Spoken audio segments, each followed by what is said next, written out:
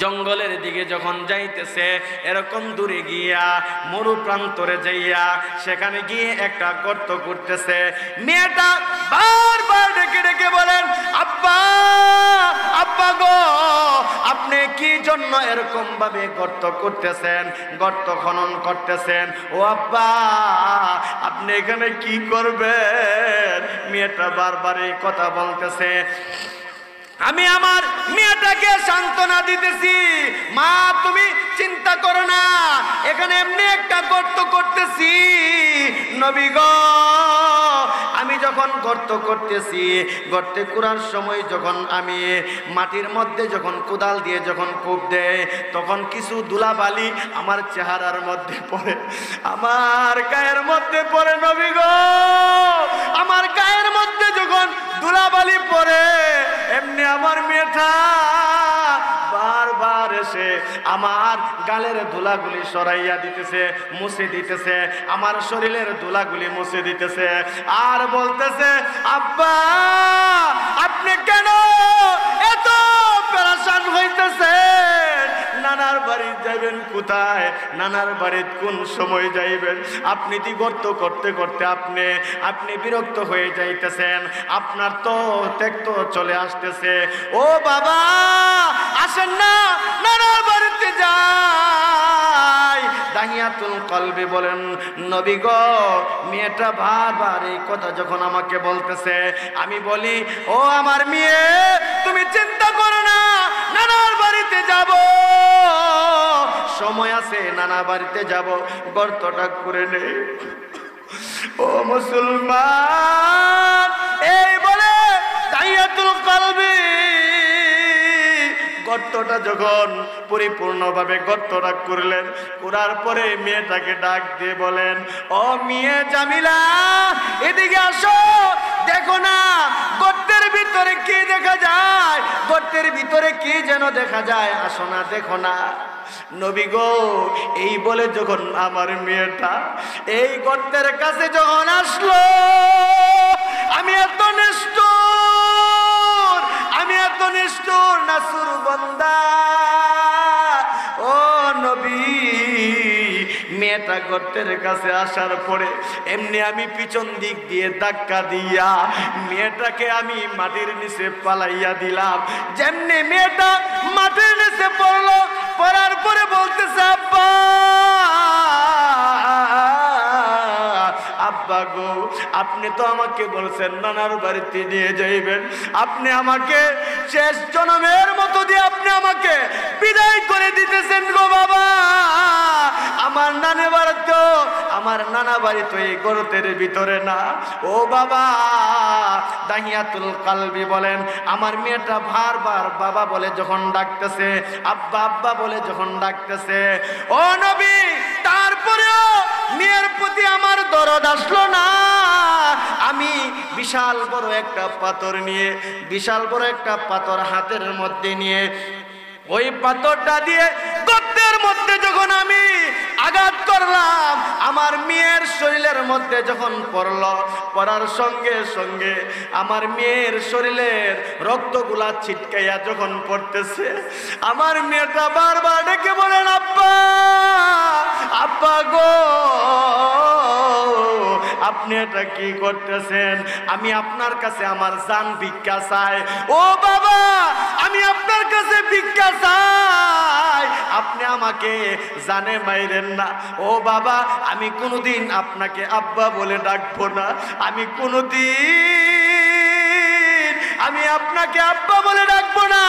আপনাকে আব্বা বলে ডাকলে যদি সমাজের লোক আপনাকে তিরস্কার করে গো বাবা, আমি এমন এক জায়গার মধ্যে আমি চলে যাব, ও বাবা, আমি এমন দূরে চলে যাব, কোনোদিন কোনো মানুষ আমাকে দেখবে না।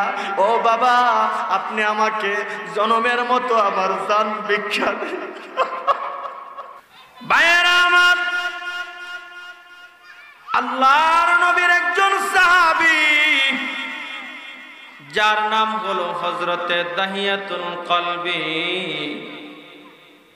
হযরতে দাহিয়াতুল কলবি রাদিয়াল্লাহু তাআলা আনহু, উনি একদিন মসজিদে নববীতে হাউ মাউ করে কান্না করতেছে।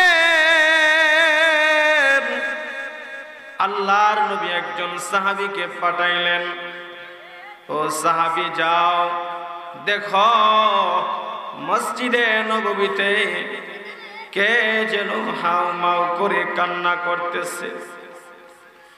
আল্লাহর নবীর সাহাবী মসজিদে নববীতে গিয়ে দেখেন আল্লাহর নবীর সাহাবী হযরতে দাহিয়াতুল কলবি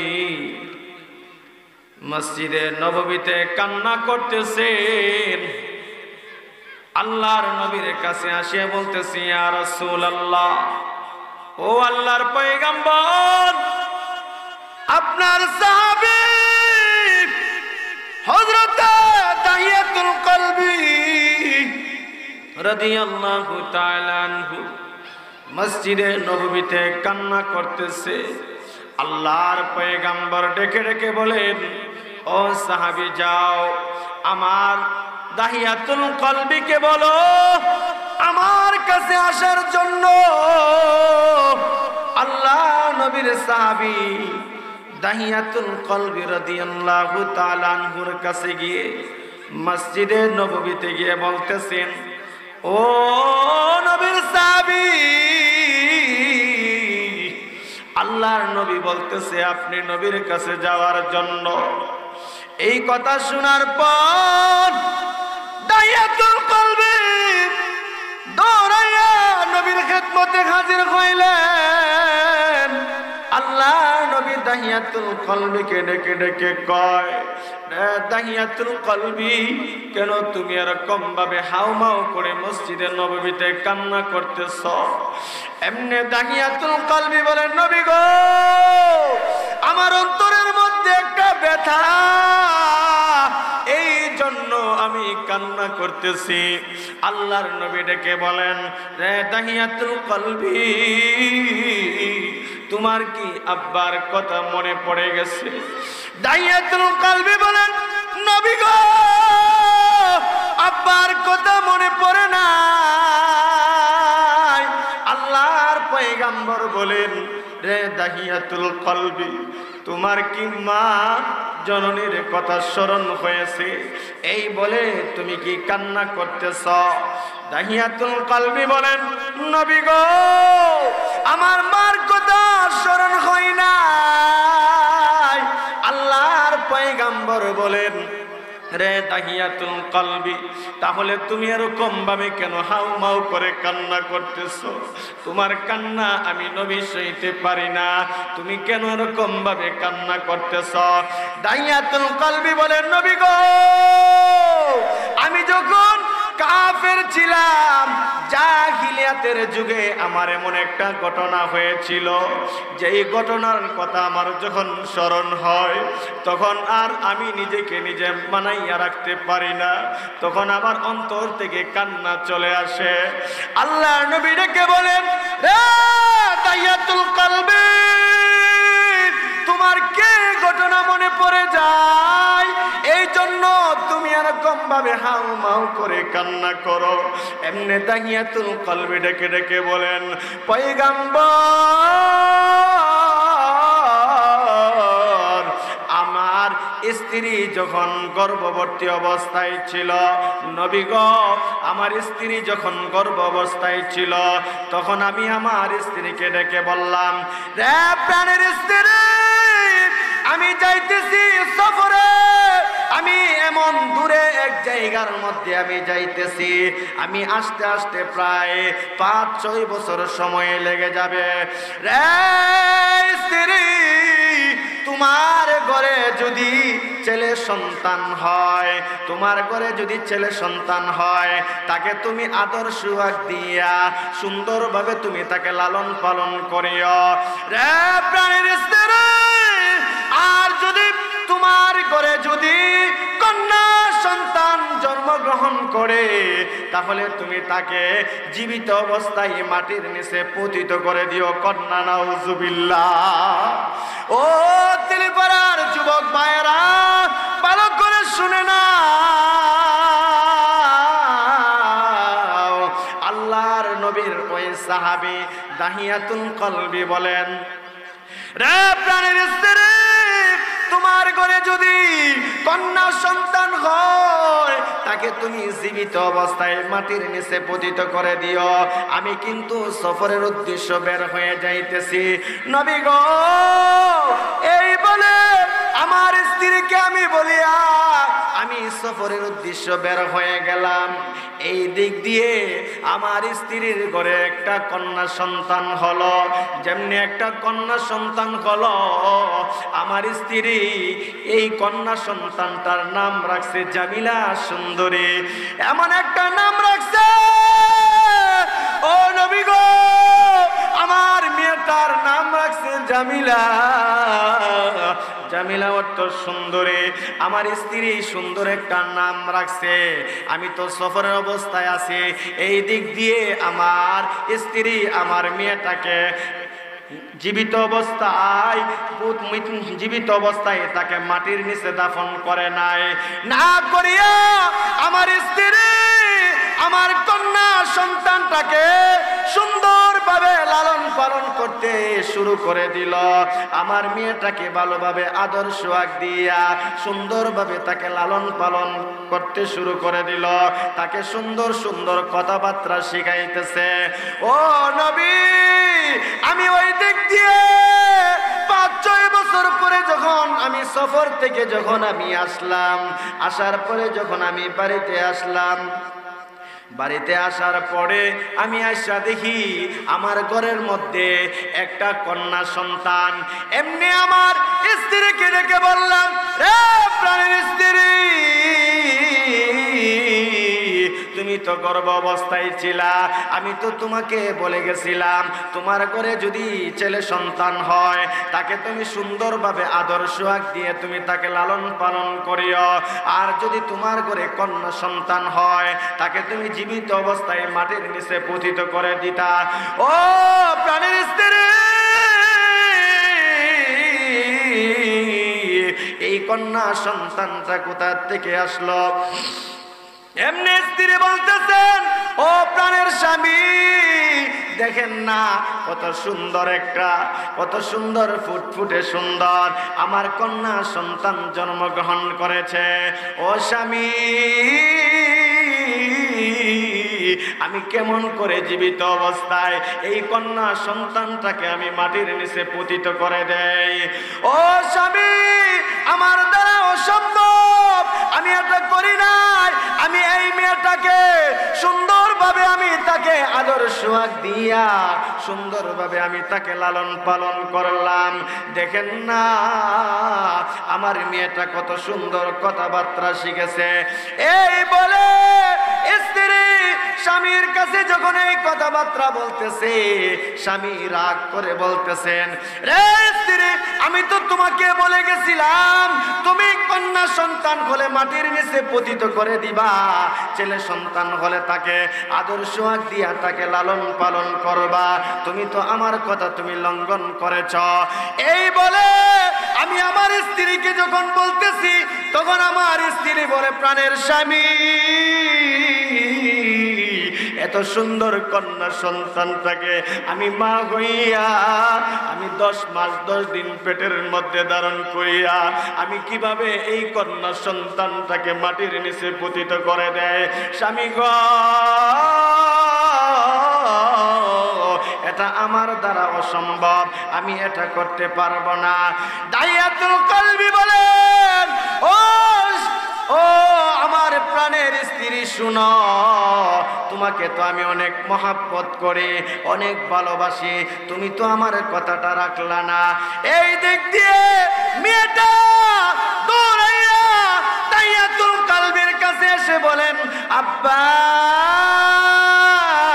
আব্বা গো, আপনি এতদিন কোথায় ছিলেন?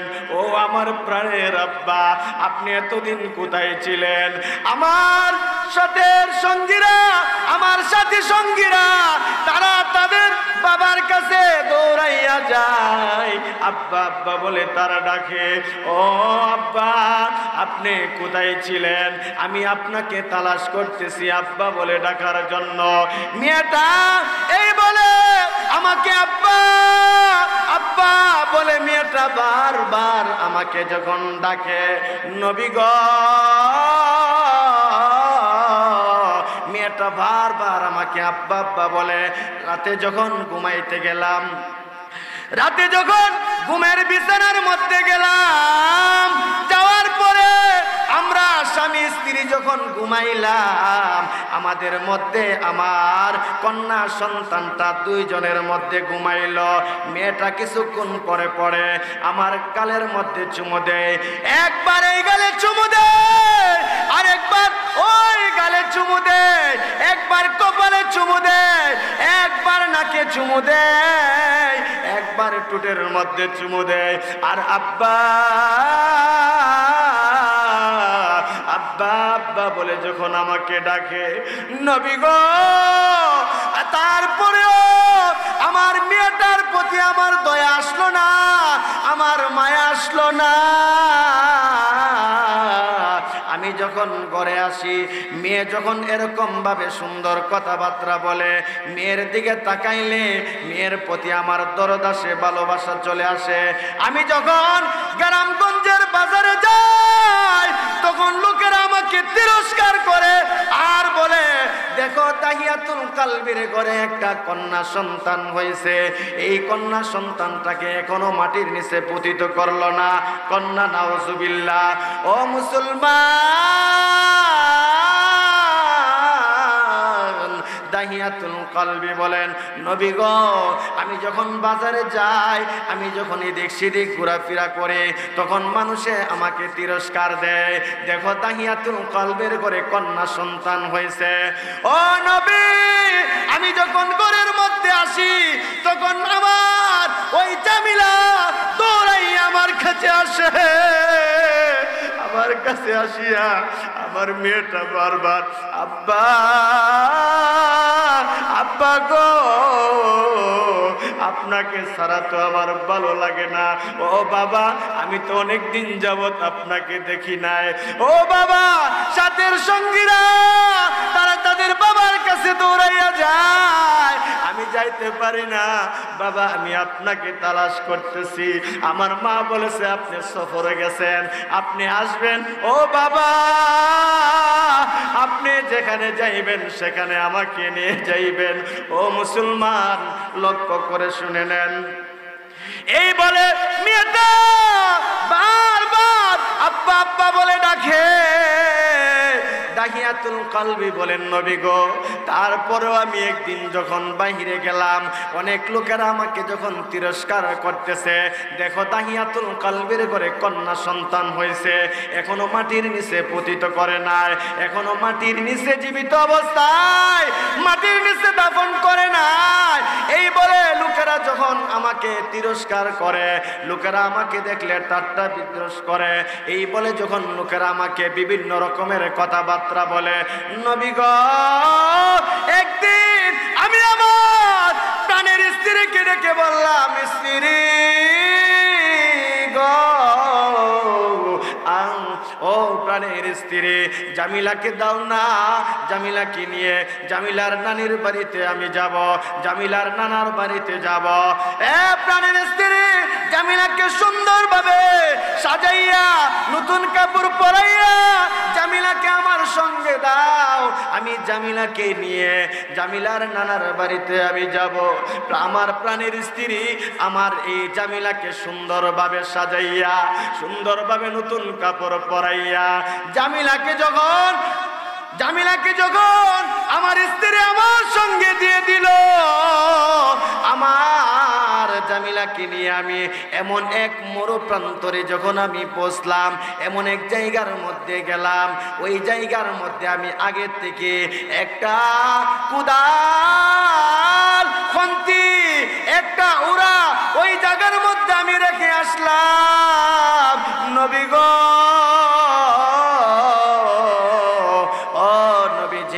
আমার মেয়েকে যখন আমি এমন এক মরুপ্রান্তরে নিলাম, নেওয়ার পরে আমার মেয়েটা ডেকে ডেকে বারবার বলে, আব্বা আব্বা গো আপনার আমাকে কোথায় নিয়ে যাইতেছেন? আমি বারবার বলতেছি, ও আমার মেয়ে শোনো, আমি তোমাকে নিয়ে তোমার নানার বাড়িতে যাব। কিন্তু আমার মেয়েটা বলেন, ও আব্বা, আমি তো মার সাথে প্রায় সময় নানা বাড়িতে যাইতাম, কিন্তু এই রাস্তা দিয়ে তো আমি কোনোদিন যাইতাম না, আমি অন্য রাস্তা দিয়ে আমি নানা বাড়িতে যাইতাম। ও বাবা, এমন রাস্তা তো আর কোনোদিন দেখি নাই। নবী গো, আমার মেয়েটা এরকম ভাবে কথাবার্তা বলতেছে। আমি আমার মেয়েটাকে ডেকে বললাম, মেয়ে তুমি চিন্তা করো না, তোমাকে নতুন একটা রাস্তা দিয়ে আমি তোমাকে নিব। ও মুসলমান, এই বলে মেয়েটাকে নিয়ে যখন জঙ্গলের দিকে যখন যাইতেছে, এরকম দূরে গিয়া মরু প্রান্তরে যাইয়া সেখানে গিয়ে একটা গর্ত করতেছে। মেয়েটা বারবার ডেকে ডেকে বলেন, আব্বা, আব্বা গো, আপনি কি জন্য এরকম ভাবে গর্ত করতেছেন, গর্ত খনন করতেছেন? ও আব্বা, আপনি এখানে কি করবেন? মেয়েটা বারবার এই কথা বলতেছে। আমি আমার মেয়েটাকে সান্ত্বনা দিতেছি, মা তুমি চিন্তা করো না, এখানে এমনি একটা গর্ত করতেছি। নবী গো, আমি যখন গর্ত করতেছি, গর্তে কুড়ার সময় যখন আমি মাটির মধ্যে যখন কোদাল দিয়ে যখন কূপ দেয়, তখন কিছু ধুলাবালি আমার চেহারার মধ্যে পড়ে, আমার গায়ের মধ্যে পড়ে। নবী গো, আমার গায়ের মধ্যে যখন ধুলাবালি পড়ে, এমনি আমার মেয়েটা বারবার এসে আমার গালের ধুলাগুলি সরাইয়া দিতেছে, মুছে দিতেছে, আমার শরীরের ধুলাগুলি মুছে দিতেছে, আর বলতেছে, আব্বা, আপনি কেন এত পেরেশান হইতেছেন? নানার বাড়ি যাইবেন কোথায়? নানার বাড়ির কোন সময় যাইবেন? আপনি কি গর্ত করতে করতে আপনি বিরক্ত হয়ে যাইতেছেন, আপনার তো ত্যাগ তো চলে আসতেছে। ও বাবা, আসেন না, নানার বাড়িতে যাই। দাহিয়াতুল কলবি বলেন, নবী গো, মেয়েটা বারবার এই কথা যখন আমাকে বলতেছে, আমি বলি, ও আমার মেয়ে, তুমি চিন্তা করো না, নানার বাড়িতে যাব, সময় আছে, নানা বাড়িতে যাব, গর্তটা করে নেই। ও মুসলমান, এই বলে দাহিয়াতুল কলবি গর্তটা যখন পরিপূর্ণভাবে গর্তটা করলেন, করার পরে মেয়েটাকে ডাক দিয়ে বলেন, ও মেয়ে জামিলা, এদিকে আসো, দেখো না গর্তের ভিতরে কি দেখা যায়, গর্তের ভিতরে কি যেন দেখা যায়, আসো না, দেখো না। নবী গো, এই বলে যখন আমার মেয়েটা এই গর্তের কাছে যখন আসলো, আমি এত নিষ্ঠুর নাসুর বান্দা, ও নবী, মেয়েটা গর্তের কাছে আসার পরে এমনি আমি পিছন দিক দিয়ে ধাক্কা দিয়া মেয়েটাকে আমি মাটির নিচে পালাইয়া দিলাম। যেমনি মেয়েটা মাটির নিচে পড়লো, পড়ার পরে বলতেছে, আব্বা, আব্বা গো, আপনি তো আমাকে বলছেন নানার বাড়িতে নিয়ে যাইবেন, আপনি আমাকে শেষ জন্মের মতো দিয়ে আপনি আমাকে বিদায় করে দিতেছেন গো বাবা। আমার নানা বাড়ি তো এই গর্তের ভিতরে না। ও বাবা, দাহিয়াতুল কলবি বলেন, আমার মেয়েটা বারবার বাবা বলে যখন ডাকতেছে, আব্বা আব্বা বলে যখন ডাকতেছে, ও নবী, তারপরেও মেয়ের প্রতি আমার দরদ আসলো না। আমি বিশাল বড় একটা পাথর হাতের মধ্যে নিয়ে ওই পাথরটা দিয়ে গর্তের মধ্যে যখন আমি আঘাত করলাম, আমার মেয়ের শরীরের মধ্যে যখন পড়ার সঙ্গে সঙ্গে আমার মেয়ের শরীরের রক্তগুলা ছিটকাইয়া যখন পড়তেছে, আমার মেয়েটা বারবার ডেকে বলেন, আব্বা, আব্বা গো, আপনি এটা কি করতেছেন? আমি আপনার কাছে আমার জান ভিক্ষা চাই। ও বাবা, আমি আপনার কাছে ভিক্ষা চাই, আপনি আমাকে জানে মাইরেন না। ও বাবা, আমি কোনোদিন আপনাকে আব্বা বলে ডাকবো না, আমি কোনোদিন আমি আপনাকে আব্বা বলে ডাকবো না। আপনাকে আব্বা বলে ডাকলে যদি সমাজের লোক আপনাকে তিরস্কার করে গো বাবা, আমি এমন এক জায়গার মধ্যে আমি চলে যাব, ও বাবা আমি এমন দূরে চলে যাব, কোনোদিন কোনো মানুষ আমাকে দেখবে না। ও বাবা আপনি আমাকে জনমের মতো আমার জান ভিক্ষা দিন। ও তেলেপাড়ার মুসলমান বাবারা বোনেরা, এই বলে যখন বারবার মেয়েটা যখন এরকম ভাবে কাঁদতেছে, দাহিয়াতুল কলবি বলেন নবী গো, তারপরে আমার মেয়ের প্রতি দরদ আসলো না। আমি তারপরে জটপট করে মেয়েটাকে যখন আমি মাটি চাপা দিয়ে দিলাম, মেয়েটা কয়েকটা ডাক দিয়েছে, আব্বা আব্বা গো আমার কি অপরাধ ছিল, আপনি কেন আমাকে জনমের মতো মাটির নিচে দিয়ে দিতেছে? ও আব্বা আপনার কে দয়া লাগে না, আপনার কি মায়া লাগে না? আপনি আমার মার কাছে নানার বাড়ি যাবেন বলে আমাকে আনলেন। ও আব্বা আপনি দিয়ে আমাকে জনমের মতো মাটির নিচে পতিত করে দিলেন। ও মুসলমান, দাহিয়াতুল কলবি বলেন নবী গো, আমার মেয়েটা যখন বারবার এরকম ভাবে যখন ডাক দিত, নবী গো আমি তো ইসলাম গ্রহণ করলাম, আমি তো সাহাবী হইলাম, ও নবী আল্লাহ আমাকে মাফ করবে কিনা? আল্লাহর নবী বলেন দাহিয়াতুল কলবি রে, তুমি তো ওই সময় জাহিলিয়াতের যুগে ছিলা, তুমি তো কাফের ছিলা, মুশরিক ছিলা, তুমি তো কাফের ছিলা। তুমি যখন কালিমা পড়ে মুসলমান হইছ, নবীর সাহাবী হইছ, মহান আল্লাহ তোমার এই গুনাহ আল্লাহ মাফ করে দিবে। ও মুসলমান বাবারা ভাইয়েরা, আল্লাহর পয়গম্বর বলেন রে দাহিয়াতুল কলবি, তুমি এত বড় জঘন্যতম অপরাধ করেছ, কিন্তু আল্লাহর দরবার থেকে তুমি নৈরাশ হইলা না, তুমি আল্লাহর কাছ থেকে তুমি ফিরলা না, তুমি বারবার আল্লাহকে তুমি ডাকলা। ওই সময় তুমি কাফের ছিলা, মুশরিক ছিলা, এখন তো তুমি মুসলমান হয়ে গেছ, আমি নবীর সাহাবী হয়ে গেছ রে দাহিয়াতুল কলবি।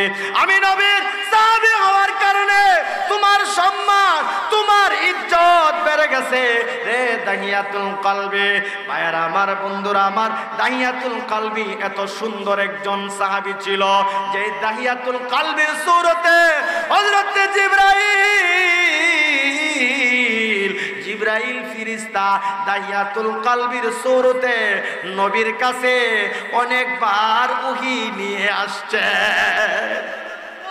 ও মুসলমান বাবারা ভাইরা, যেটা বলতেছিলাম, যার ঘরে একজন কন্যা সন্তান হয়, দুইজন কন্যা সন্তান অথবা তিনজন কন্যা সন্তান হয়, আল্লাহর পয়গম্বর বলেন ও আমার উম্মতেরা, যার ঘরে একজন দুইজন তিনজন এরকম ভাবে কন্যা সন্তান হয়, তাদেরকে যদি তোমরা দ্বীনি শিক্ষায় শিক্ষিত করিয়া, তাকে কুরআনুল শিক্ষায় শিক্ষিত করিয়া, যদি তাদেরকে পর্দার আড়ালে রাখিয়া, যদি তাদেরকে ভালো, যখন তাদের বয়স হইবে, ভালো একজন স্বামী দেখে, দিনদার স্বামী দেখে যখন তাদেরকে বিবাহ দিতে পারো, আল্লাহর পয়গম্বর বলেন ও আমার উম্মতেরা, হাসরের ময়দানে আমি নবীর সাথে জান্নাতের মালিক হইতে পারবা। এই জন্য মুসলমান বাবারা ভাইয়েরা, যাদের ঘরে একটা কন্যা সন্তান, দুইটা, তিনটা, চারটা, তাদেরকে সুন্দরভাবে আদর সোহাগ দিয়া, ভালোবাসা দিয়া, তাদেরকে কুরআনুল কারীমের শিক্ষায় শিক্ষিত করবেন, তাদেরকে পর্দার আড়ালে রাখিয়া আস্তে আস্তে বড় করে তাদেরকে এরকম দিনদার স্বামী দিকে তাদেরকে বিবাহ দিবেন। আল্লাহ পাক রব্বুল আলামিন যেন আমাদের সকলকে নবীওয়ালা জিন্দেগি যেন আমরা কাটাইয়া যেন যাইতে পারি, আল্লাহ পাক সেই তৌফিক দান করুন। সকলে বলেন আমিন।